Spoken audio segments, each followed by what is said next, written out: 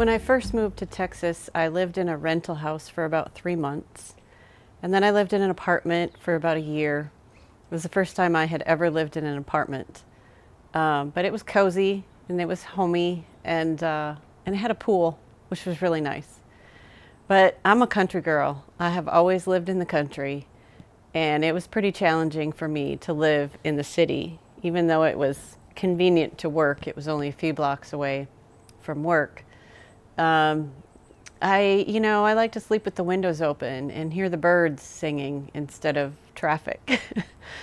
So eventually I bought a house in a small town near Austin called Jonestown, about 2,400 people, and I love it there. But one of the things I noticed after I had lived in my tiny house for a while is that I started to have happy memories from my childhood that I had not thought about in probably over 3 decades. I started to have these feeling memories of my grandma's house and the resort where my grandma and grandpa used to rent out to people. They had cabins and a lodge, and I started to feel these memories, and they didn't seem to be connected to the place so much, but to me. Most of the memories I was having were of like my aunts and my grandmas and my female ancestors, I suppose you could say. But my house started to feel like home because I started to feel at home with my happy memories. So that got me to thinking about, what is home?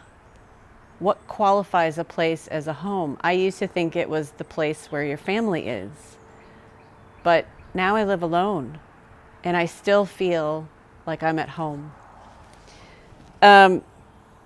Your home is really an extension of you, of your life, of your energy, of your peace. And the dictionary defines home as, one of the definitions is the place in which domestic affections are centered. I kind of like that.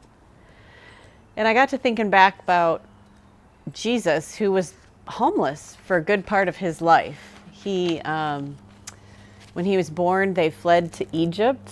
His family fled to Egypt so that Herod's soldiers wouldn't be able to kill Jesus.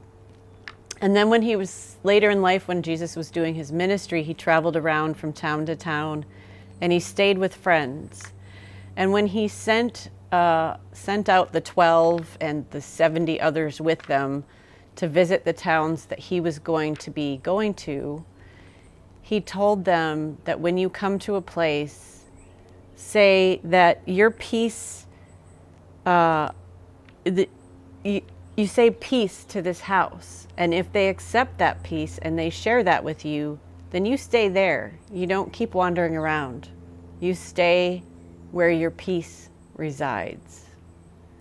I love that. Maybe the reason I feel more at home in my house is because I'm at peace. I'm at peace with myself and being my authentic self.